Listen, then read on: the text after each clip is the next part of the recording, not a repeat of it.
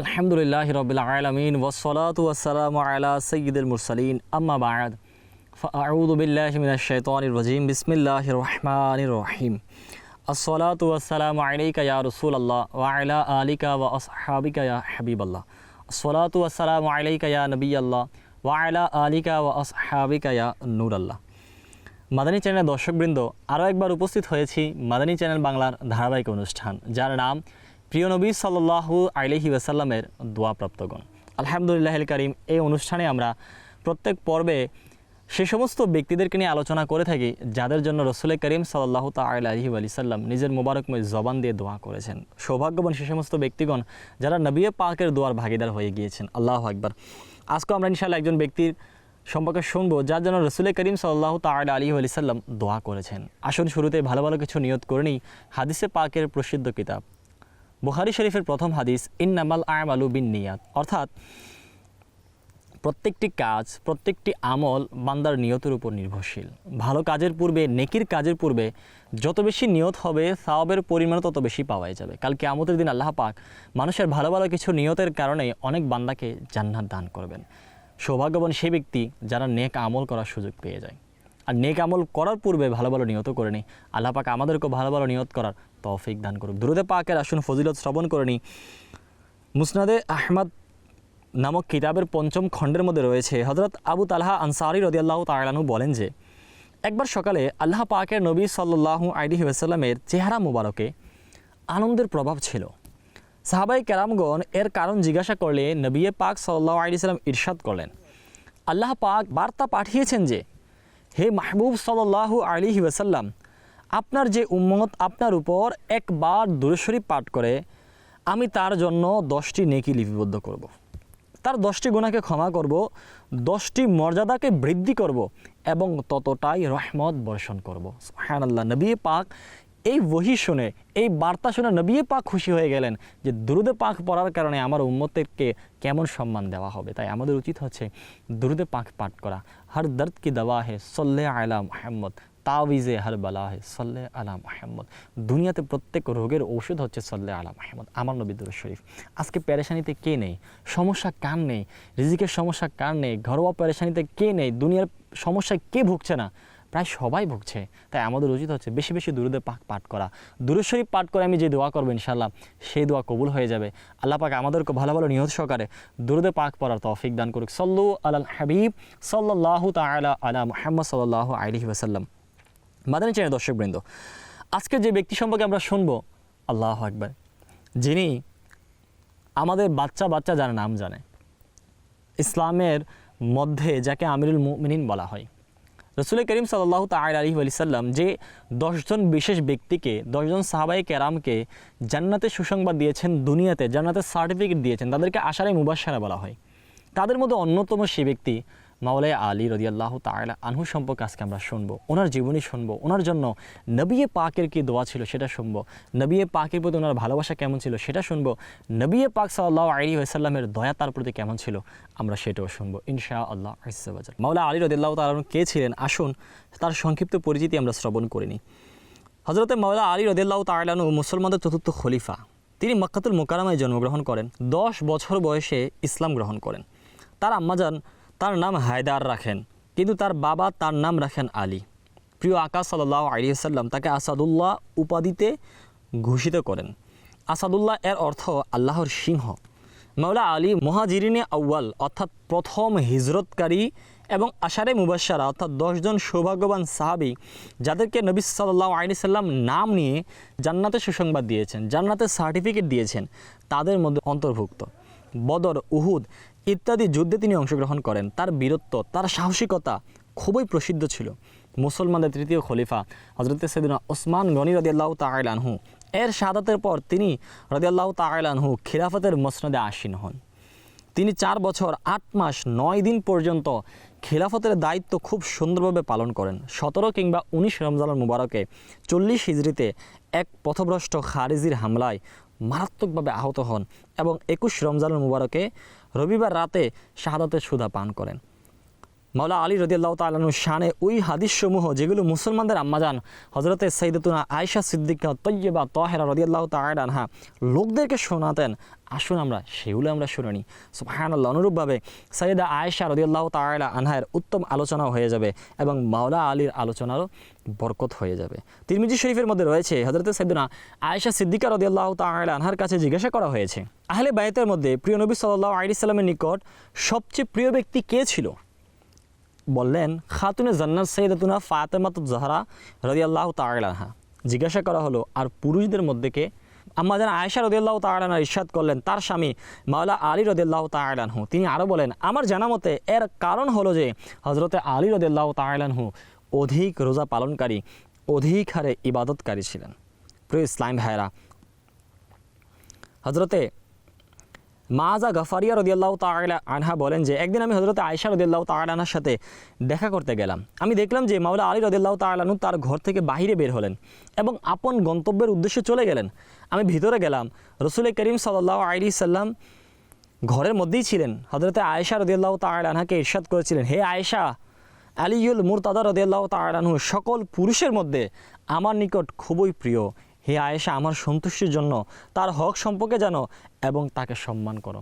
সুবহানাল্লাহ। মাওলা আলী রাদিয়াল্লাহু তাআলা আনহুর ব্যাপারে নবী পাকের এই ফরমান। হযরত সাইয়্যিদাতুনা আয়েশা সিদ্দিকা রাদিয়াল্লাহু তাআলা আনহার মুখে মাওলা আলীর আরও কথা আমরা শুনি। তিনি বলেন, সাইয়্যিদা ফাতেমা এবং তার স্বামী মাওলা আলী রাদিয়াল্লাহু তাআলা আনহু প্রিয় নবী সাল্লাল্লাহু আলাইহি ওয়াসাল্লামের সর্বাধিক প্রিয় ছিল। নবী পাকের অনেক কাছের ছিলেন মাওলা আলী রাদিয়াল্লাহু তাআলা আনহু। আর কেনই বা হবেন না, নবী পাক সাল্লাল্লাহু আলাইহি ওয়াসাল্লামের আত্মীয়তার বন্ধনে আবদ্ধ ছিলেন এবং নবী পাকের কলিজার টুকরা, নবী পাকের নয়নমণি হাসনাইনে করিমাইনের আম্মাজান মা খাতুনে জান্নাত ফাতেমাতুজ জাহরা রাদিয়াল্লাহু তাআলা আনহাকে নবী পাক মাওলা আলী রাদিয়াল্লাহু তাআলা আনহুর সাথে বিবাহ বন্ধনে আবদ্ধ করেছেন।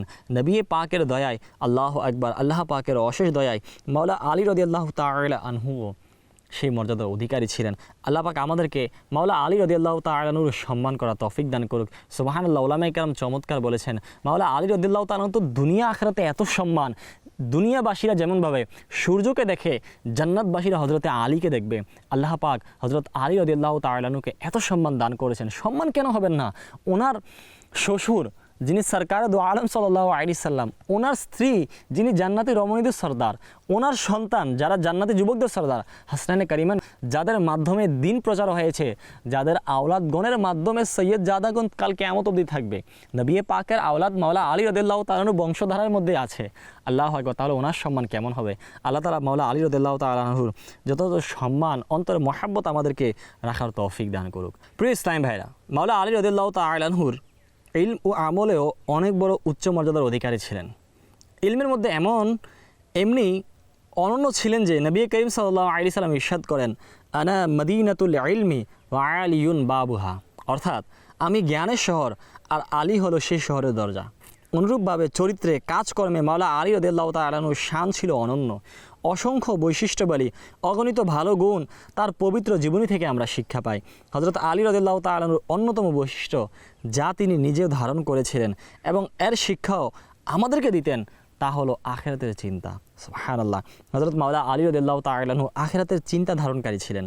সর্বদা আখিরাতের সফলতার চিন্তায় চিন্তিত থাকতেন, এর জন্য দোয়া করতে থাকতেন। আখিরাতের চিন্তায় নিমগ্ন হয়ে তিনি ইবাদত করতেন, সারা রাত জাগ্রত থাকতেন, দুনিয়া থেকে দূরে থাকতেন, দুনিয়ার ভালোবাসা থেকে একেবারে বেঁচে থাকতেন এবং দর্স ও বয়ানের মাধ্যমে মানুষদেরকে আখিরাতের প্রস্তুতির দিকে ধাবিত করতেন। মাওলা আলী রাদিয়াল্লাহু তাআলা আনহুর জীবনের এক উল্লেখযোগ্য দিক, বরং শাইখ জুনাইদ বাগদাদী রাহমাতুল্লাহ আলাইহি বলেন যে তরিকতের রাস্তায় এবং বিপদ আপদে আখিরাতের কল্যাণের জন্য দুনিয়ার কষ্ট সহ্য করার ব্যাপারে মাওলা আলী রাদিয়াল্লাহু তাআলা আনহু হচ্ছেন আমাদের ইমাম।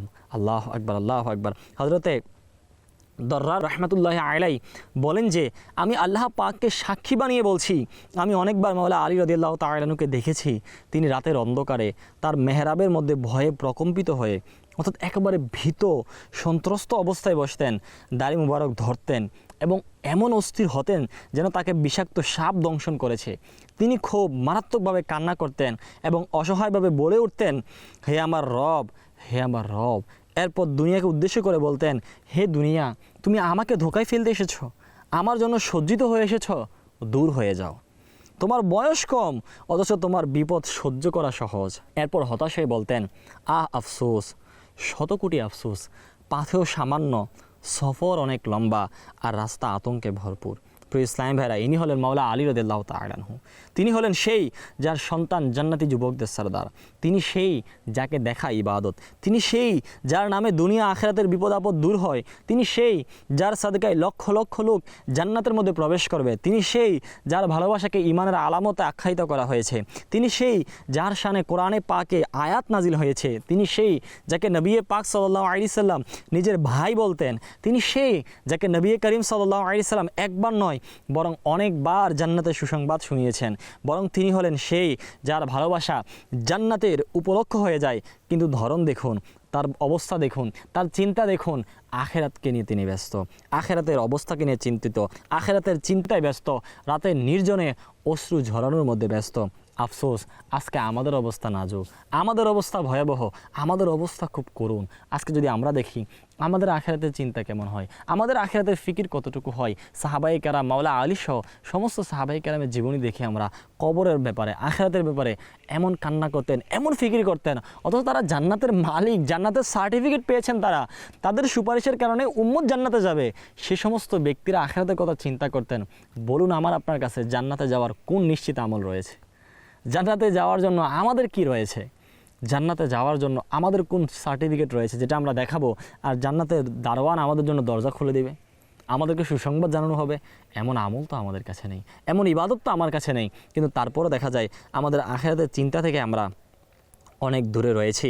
প্রিয় ইসলামী ভাইরা, মনে রাখবেন, দুনিয়া খুবই অকৃতজ্ঞ। মুসলমানদের চতুর্থ খলিফা হযরত আলী রাদিয়াল্লাহু তাআলা আনহু বলেন যে, হে লোকেরা, আখিরাত আসছে আর দুনিয়া যাচ্ছে, এই দুইয়ের মধ্যে উভয়ের প্রত্যাশাকারী রয়েছে। তোমরা আখিরাতের প্রত্যাশাকারী হও, দুনিয়ার প্রত্যাশাকারী হও না। নিশ্চয় আজ হলো আমলের দিন, আজকে হিসাব নয়, কিন্তু কাল হিসাবের দিন হবে, সেখানে আমল নয়। যে আজকে আমলের দিন, আজকে কাজ করার দিন, এখানে ইবাদত করার দিন, এখানে নেকি করার দিন, এটাই হচ্ছে সময়। তুমি এখানে কাজ করো, এখানে হিসাব হবে না, হিসাব কিয়ামতে হবে। আজকে আমল করতে হবে, আজকে নেকি করতে হবে, আজকে ইবাদত করতে হবে, আজকে আল্লাহকে ভয় করতে হবে, কোরআন তিলাওয়াত করতে হবে, দিনের জন্য কাজ করতে হবে। কিন্তু এখানে হিসাব নয়, এখানে প্রতিদান নয়, প্রতিদান আখিরাতের মধ্যে। হিসাব কাল কিয়ামতের ময়দানে, যে ময়দানে আমল করার সুযোগ পাওয়া যাবে না। একটা নেকির জন্য বান্দা তার আপন ভাইয়ের কাছে যাবে, বান্দা তার মায়ের কাছে যাবে, বাবার কাছে যাবে, সন্তান স্ত্রীর কাছে যাবে, সে নিরাশ হয়ে যাবে, ফিরে আসবে। কেউ তাকে চিনবে না, কেউ তাকে পরিচয় দিবে না, কেউ তাকে বলবে না যে নাও আমার থেকে নেকি নাও। না, এই ময়দানে এমন অবস্থা হবে না। সেই ময়দানে আমলই পাওয়া যাবে না, আমল করাও যাবে না, শুধু নিজে যা করেছি সেটার প্রতিদান হবে। তাই আমাদের মাওলা আলী রাদিয়াল্লাহু তাআলা আনহুর এই ফরমান, আখিরাত আসছে আর দুনিয়া তোমার থেকে চলে যাচ্ছে, অর্থাৎ আখিরাতের কাজ করে তুমি তোমার কাল কিয়ামতের ময়দানের হিসাবের প্রস্তুতি নিয়ে নাও, আর দুনিয়াকে তুমি বিদায় করে দাও। দুনিয়া থেকে আস না হয় কাল যেতে হবে। এই স্বল্প সময়ে তুমি যত নেকি করতে পারবে, ইবাদত করতে পারবে, সেটাই আমার আপনার জন্য নাজাতের ওসিলা হয়ে যাবে ইনশাআল্লাহ। হযরত আব্দুর রহমান মুররি রাহমাতুল্লাহি তাআলা আলাইহি বলেন যে, মুসলমানদের চতুর্থ খলিফা হযরত আলী রাদিয়াল্লাহু তাআলা আনহু একদিন বললেন, হে লোকেরা, আমি কি তোমাদেরকে সবচেয়ে বড় অনুশোচনার ব্যাপারে বলবো না? এটা ওই ব্যক্তির অনুশোচনা যে টাকার উপর টাকা, কিরাতের উপর কিরাত, অর্থাৎ সম্পদের উপর সম্পদ, সম্পদের সম্পদ। দুনিয়াতে সম্পদের কমতি ছিল না, আল্লাহু আকবার, এরা জমা করেছিল। এরপর তার মৃত্যু এসে গেল এবং তার সমস্ত সম্পদ অন্যর উত্তরাধিকারে চলে গেল। প্রিয় ইসলাম ভাইরা, আসলেই এটা অনেক বড় অনুশোচনার কারণ যে সম্পদ তো জমা করলো কিন্তু খরচ তো করতে পারলো না। আজকে আমরা দেখি দুনিয়ার বড় বড় টাকাওয়ালা, দুনিয়ার বড় বড় মালদার ব্যক্তি, সম্পদশালী ব্যক্তি, হাজার লক্ষ কোটি কোটি টাকা ব্যাংকের মধ্যে রেখে যায়, হাজারো কোটি কোটি টাকা তার বাড়িতে পড়ে থাকে, সিন্ধুকে পড়ে থাকে।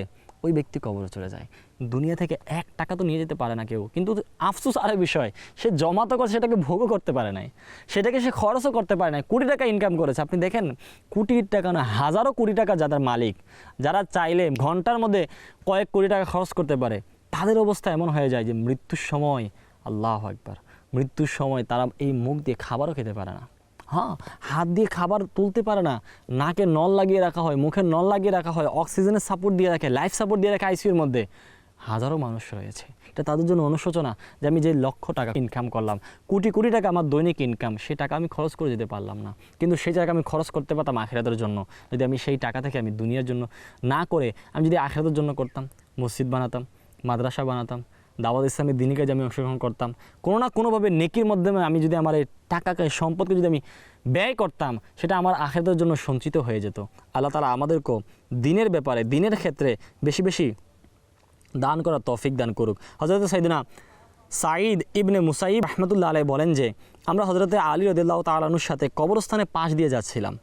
তিনি বললেন, আসসালামু আলাইকুম ইয়া আহলাল কুবুর ওয়া রাহমাতুল্লাহ, অর্থাৎ হে কবরবাসী, তোমাদের উপর শান্তি এবং আল্লাহ পাকের রহমত বর্ষণ হোক। এরপর বললেন, হে কবরবাসীরা, তোমরা তোমাদের সংবাদ বলবে নাকি আমি তোমাদেরকে বলবো? আল্লাহু আকবার। হযরত সাঈদ ইবনে মুসাইয়িব রাহমাতুল্লাহ আলাইহি বলেন, আমরা কবর থেকে ওয়া আলাইকাস সালাম ওয়া রাহমাতুল্লাহি ওয়া বারাকাতু এর আওয়াজ শুনলাম। এরপর একজন বলল, হে আমিরুল মুমিনিন, আপনি সংবাদ দিন যে আমাদের মৃত্যুর পর কি হলো? মাওলা আলী রাদিয়াল্লাহু তাআলা আনহু বললেন, শুনে নাও, তোমাদের সম্পদ বন্টন হয়ে গেছে, তোমাদের স্ত্রীরা বিবাহ করে নিয়েছে, তোমাদের সন্তানরা এতিমের অন্তর্ভুক্ত হয়ে গেছে, যে ঘরগুলো তোমরা খুব মজবুতভাবে বানিয়েছ এখন শত্রুরা বসবাস করছে। এবার তোমরা তোমাদের অবস্থা শোনাও। এটা শুনে একটি কবর থেকে আওয়াজ এলো, হে আমিরুল মুমিনিন, হে মাওলা আলী রাদিয়াল্লাহু তাআলা আনহু, আমাদের কাফনের কাপড় ফেটে টুকরো টুকরো হয়ে গেছে, আমাদের চুল ঝরে পড়ে বিক্ষিপ্ত হয়ে গেছে, আমাদের চামড়া টুকরো টুকরো হয়ে গেছে, আমাদের চোখ গালের মধ্যে নেমে গেছে, আমাদের নাক থেকে পুঁজ প্রবাহিত হচ্ছে, আমরা যা কিছু সামনে প্রেরণ করেছি অর্থাৎ যেমন আমল করেছি আমরা সেটাকেই পেয়েছি, যা কিছু পিছনে রেখে এসেছি তাতে আমরা ক্ষতি হয়েছি। প্রিয় ইসলাম ভাইরা, এই ঘটনা থেকে মাওলা আলী রাদিয়াল্লাহু তাআলা আনহুর সুউচ্চ মর্যাদা এবং সম্মান আর সোনার শক্তির একটি ঝলক দেখা গেল যে তিনি মৃতদের সাথে তাদের বরজখি অর্থাৎ কবরের জগৎ অবস্থা জিজ্ঞাসা করলেন, উত্তর শুনলেন, তাদেরকে দুনিয়ার অবস্থা জানালেন। নিঃসন্দেহে এটা তার মহান কারামত। এই বর্ণনায় আরও আমাদের জন্য শিক্ষা যে ব্যক্তি দুনিয়ার আকাঙ্ক্ষার ফাঁদে ফেসে আখেরাত থেকে উদাসীন থাকবে, দুনিয়ার চিন্তায়, দুনিয়ার আকাঙ্ক্ষায় কবর এবং আখেরাতের ওই মঞ্জিলকে ভুলে যাবে, তার কবর তার জন্য কঠোরতর ঘর হবে, আর ওই দুনিয়ার অহেতুক চিন্তা আকাঙ্ক্ষা তার কোনো কাজে আসবে না। আল্লাহু আকবার। মাওলা আলী রাদিয়াল্লাহু তাআলা আনহু আমাদেরকে উপদেশ দিতে গিয়ে বলেন, দুটি জিনিসের ভয় করছি। নাম্বার 1, দীর্ঘ আশা অর্থাৎ দীর্ঘদিন বেঁচে থাকার আশা করা, আর নাম্বার 2, কুপ্রবৃত্তির অনুসরণ। নিশ্চয় দীর্ঘ আশা আখিরাতকে ভুলে যাওয়ার কারণ এবং কুপ্রবৃত্তি মানুষকে সত্যের পথ থেকে বিপদগামী করে দেয়। এই দুটি বড় অসুস্থতা যা আজ আমাদেরকে ধোঁকায় ফেলেছে। আমরা মনে করি এখনও জীবন অনেক বাকি, আমরা মনে করি এখনও জীবন অনেক রয়েছে, এখনও আয়াশি করা যাবে, এখনও মানে আরাম আয়েশ রয়েছে, এখনও ভোগের সময় রয়েছে, এখন বিলাসিতার সময়, এখন ফ্যাশনের জীবন সময়, এখন আমি মস্তি করে নি, যা হবে দেখা যাবে, আমি বৃদ্ধ হইনি তারপরে তওবা করবো। অনেকের মন মানসিকতা হয়ে যায়, আমার এখনও বয়স হয় নাই, আমার দাড়ি এখনও পাকে নাই, আমার শরীরের হাড় এখনও মজবুত, আমি এখনও কথা বলতে পারি, হজ কখন করব? শরীরের হাড্ডি যখন কাঁপবে। মানুষ দেখা যায় হাত এরকম কাঁপতে থাকে, এখন যায় নামাজ পড়তে, সে নিজে চলতে পারে না, মানে নিজে পসরা পায়খানা করে সেটাকে মানে পাক পবিত্র হওয়ার যে মাসালা রয়েছে সেটা নিজে পালন করতে পারে না। ওই অবস্থা যে উমরা করার জন্য 80 বছর বয়সে, 70 বছর বয়সে, 65 বছর বয়সে চিন্তা এটা যে শেষ বয়সে গিয়ে তওবা করবো। আরে ভাই, যদি আমি শেষ বয়স যদি আমার এখন হয়ে যায়, যদি আমি আজকে মারা যাই, কালকে কেমনে নামাজ পড়বো? আপনি আজকে দেখেন, যারা একদিন না 1 ঘন্টা পূর্বে সোশ্যাল মিডিয়ায় অ্যাক্টিভ ছিল, তাদের মৃত্যু 1 ঘন্টা পর হয়ে গেছে। যারা একদিন পূর্ব সোশ্যাল মিডিয়াতে ফেসবুকে পোস্ট করছিল, আগামীকালকে আমি অমুক জায়গায় যাব, আগামীকালকে আমি ঘুরতে যাব, আগামীকালকে শিডিউল এটা আমার, তার শিডিউল কবর হয়ে গেছে, তার শিডিউল আখিরাত হয়ে গেছে, তার মঞ্জিল এখন কবর হয়ে গেছে। আমরা কোন চিন্তায় রয়েছি ভাই? আমাদের চিন্তা শুধু দুনিয়া, আমাদের চিন্তা শুধু দুনিয়া করব, দুনিয়ার কিছু আমার প্রয়োজন রয়েছে, দুনিয়ার কাজ আমার প্রয়োজন রয়েছে, দুনিয়ার টাকা আমার প্রয়োজন রয়েছে। আমরা কি আমাদের আখিরাতকে ভুলে যাচ্ছি? আমরা কি আমাদের কবরকে ভুলে যাচ্ছি? আমরা কি এটা ভুলে গিয়েছি কবর হচ্ছে আখিরাতের প্রথম ধাপ? কবরের মধ্যে এমন এমন কষ্ট, এমন এমন আযাব, এমন এমন বিষয় রয়েছে যেটা আমাদের জন্য অপেক্ষা করছে, যেটা আমাদের দুনিয়ার সকল আরামায়েশকে ভুলিয়ে দিবে। আমরা একটা চিন্তা করি, দুনিয়াতে সাধারণত লাইট চলে গেলে আমাদের অবস্থা খারাপ হয়ে যায়, কিছুক্ষণের জন্য যদি বিদ্যুৎ সংযোগ বিচ্ছিন্ন হয়ে যায় আমাদের ভয় অনুভূত হয়। রাতে আমরা রাত 12টা, 1টা, 2টায় কোথাও একা একা আমরা যাই না, মনে হয় কেউ পিছনে হাঁটতেছে। অন্ধকার দেখলে নিজের মধ্যে ভয় হয় যে হয়তো কেউ পিছনে আসতেছে, হয়তো জিন্নাতের সমস্যা হবে, হয়তো কোনো সমস্যা হয়ে যেতে পারে। চিন্তা করি, কবর তো অন্ধকার হবে, কবর তো অন্ধকার হবে না, সে অন্ধকার ঘরে আমি কীভাবে থাকবো? কবরের প্রথম রাত, শুধু ওই অন্ধকারের মধ্যে 1 রাত কবরে থাকার যে কষ্ট, এটা বান্দার দুনিয়ার সকল কষ্টকে ভুলিয়ে দেবে, সকল আরামায়েশকে ভুলিয়ে দেবে। কারো কবরে আজাব হয় না, কিছু হয় না, শুধু নর্মাল কবর। ওই অন্ধকার মধ্যে যদি কেউ একদিন থাকে, দুনিয়ার সব আরামায়েশকে ভুলে যাবে। এটার নাম কবর। আল্লাহ পাক আমাদেরকে কবরের আখিরাতের চিন্তা দান করুক। মাওলা আলী রাদিয়াল্লাহু তাআলা আনহু যেভাবে আমরা শুনছি যে মাওলা আলী রাদিয়াল্লাহু তাআলা আনহু যেভাবে ফিকরে আখিরাত করেছেন, কবরের চিন্তা করেছেন, আখিরাতের চিন্তায় ব্যস্ত ছিলেন, আল্লাহ পাক আমাদেরকেও তেমনইভাবে আখিরাতের চিন্তা করার তৌফিক দান করুক। প্রিয় ইসলাম ভাই, আল্লাহ পাক আমাদেরকেও মাওলা আলী রাদিয়াল্লাহু তাআলা আনহুর ফয়জান দান করুক।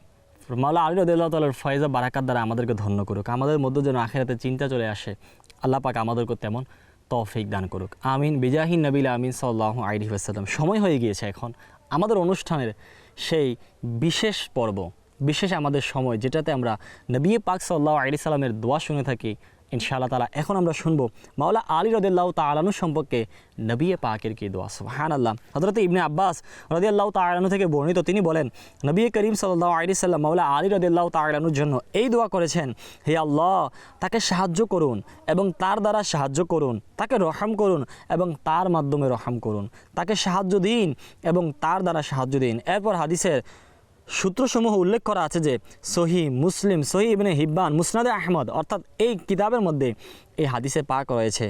দোয়ার প্রসঙ্গে আরও কিছু দোয়া রয়েছে। নবী পাক সাল্লাল্লাহু আলাইহি সাল্লাম মাওলা আলী রাদিয়াল্লাহু তাআলা আনহুর জন্য আরেক জায়গায় দোয়া করেছেন, হে আল্লাহ, যে তার বন্ধু হয়ে যায়, অর্থাৎ আলীর বন্ধু হয়, আপনি তার বন্ধু হন, আর যে তার শত্রু হয়, আপনি তার শত্রু হন। মাওলা আলীর ব্যাপারে নবী পাকের দোয়া। এজন্য আমাদের মনে করি আমরা মাওলা আলীকে ভালোবাসি, আমাদের অন্তরে মাওলা আলীর আলহামদুলিল্লাহ মহাব্বত রয়েছে। বদনসিব সে ব্যক্তি যে মাওলা আলী রাদিয়াল্লাহু তাআলা আনহু বা অন্যান্য সাহাবায়ে কেরামের ব্যাপারে নিজেদের অন্তরের মধ্যে ঘৃণা রাখে, নিজেদের অন্তরে খারাপ ধারণা রাখে। আল্লাহ পাক এমন আকীদা থেকে, এমন মানুষ থেকে আমাদেরকে হেফাজত দান করুক। নাম্বার 3, নবী পাকের আরেক জায়গায় দোয়া। সুবহানাল্লাহ। নবী পাক দোয়া করেন, হে আল্লাহ, তার জিহ্বাকে ধীর করুন এবং তার অন্তরকে সঠিক পথে পরিচালিত করুন। সুবহানাল্লাহ। অন্য বর্ণনায় রয়েছে, হে আল্লাহ, তাকে সঠিক বিচার করা তৌফিক দিন। আল্লাহু আকবার।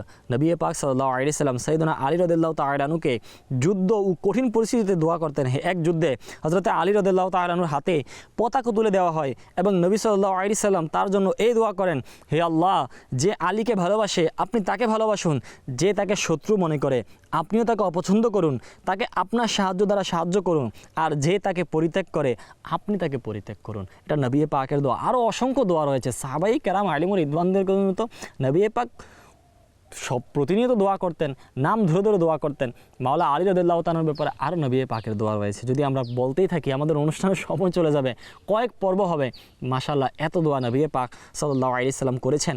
আল্লাহ পাক মাওলা আলী রাদিয়াল্লাহু তাআলার জন্য নবী পাকের যে দোয়া, সেই দোয়ার কিছু সাদকা যেন আমরাও পেয়ে, যেটা থেকে আমাদের জন্য শিক্ষা যে আমাদের উচিত হচ্ছে বেশি বেশি দোয়া করা। অনেক সময় আমরা দোয়া করাতে কৃপণতা করি। আমি দোয়া তো করি, কবুল হোক না হোক, কবুল তো আমি করাতে পারবো না।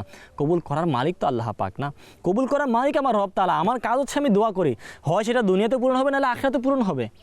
দুনিয়াতে আমি দোয়া করছি, যদি সেই দোয়াটা আমার আখিরাতের জন্য যদি থেকে যায়, হেফাজতে থাকে, এটা আমার জন্য রয়ে গেল, তো আমি আখিরাতে গিয়ে সেটার উপকার পাচ্ছি, আখিরাতে গিয়ে সেটা আমি পাচ্ছি। তো আমি দুনিয়াতে দোয়া করার কারণে যদি আমার দুনিয়া আখিরাত সুন্দর হয়, কেন দোয়া করবো না? আমির আহলে সুন্নাত দামাত বারাকাতুহুম আলিয়াকে দেখে আমরা, আমির আহলে সুন্নাত নিজের ঘর থেকে মাদানী মুজাকারা আসার যে সময়টা, এই 2-2.5 মিনিট আমির আহলে সুন্নাত ঘর থেকে বের হওয়ার পর মানুষের জন্য দোয়া করেন, মাওলা তাকে তুমি মাফ করে দাও, এই ব্যক্তিকে মাগফিরাত দিয়ে দাও, এই ব্যক্তিকে খুশি রাখো। এটা হচ্ছে আল্লাহ ওয়ালাদের চিন্তা, এটা হচ্ছে আল্লাহ ওয়ালাদের শিক্ষা, যেটা নবী পাক সাল্লাল্লাহু আলাইহি সাল্লাম শিক্ষা দিয়েছেন। আর আমাদের অনুষ্ঠানই এটা নবী পাকের দোয়া, নবী পাকের দোয়া প্রাপ্তগণ, নবী পাক যাদের জন্য দোয়া করেছেন, আল্লাহ পাক আমাদেরকেও বেশি বেশি দোয়া করার তৌফিক দান করুক। দোয়ার মধ্যে এমন শব্দবলী ব্যবহার করি আমরা যেটা শরীয়ত অনুমোদন দিয়েছে। অনেক সময় মাআযাল্লাহ এমন শব্দ বলে ফেলে যেটার কারণে কুফরি হয়ে যায়, কুফর হয়ে যায়, শিরক হয়ে যায়, বান্দা জানে না, বুঝতে পারে না। আল্লাহ পাক এমন শব্দ থেকে আমাদেরকে হেফাজত দান করুক। কিবলা আমির আহলে সুন্নাত দামাত বারাকাতুহুম আলিয়া এবং দাওয়াত ইসলামী মাকতাবাতুল মদিনা কর্তৃক প্রকাশিত একটি পুস্তিকা রয়েছে, দোয়ার আদব। আমি আপনাকে অনুরোধ করব, আপনি এই পুস্তিকা আমাদের মাকতাবাতুল মদিনা থেকে সংগ্রহ করুন, অথবা প্লে স্টোরের মধ্যে ইসলামিক বুকস লাইব্রেরি, ইসলামিক স্পিচিস আমাদের অ্যাপস রয়েছে, আপনি সেখান থেকেও এই দোয়ার যে পুস্তিকা রয়েছে সেটি সংগ্রহ করতে পারবেন। দোয়ার ব্যাপারে আমরা অনেক ইলম দিন অর্জন করব। আল্লাহ পাক আমাদেরকে বেশি বেশি দোয়া করার তৌফিক দান করুক। মাওলা আলী রাদিয়াল্লাহু তাআলা আনহুর জীবনী আমরা শুনেছি, আল্লাহ পাক আমাদেরকে মাওলা আলী রাদিয়াল্লাহু তাআলা আনহুর যেমন আখিরাতের চিন্তা ছিল, আজকের অনুষ্ঠানে আমরা যা শুনেছি, আল্লাহ পাক আমাদেরকেও আমল করার তৌফিক দান করুক। আগামী পর্বে নতুন আরও একটি বিষয় নিয়ে ইনশাআল্লাহ তাআলা উপস্থিত হব। ততক্ষণ পর্যন্ত মাদানী চ্যানেলের সঙ্গেই থাকুন। সাল্লু আলাল হাবিব সাল্লাল্লাহু তাআলা আলা মুহাম্মদ।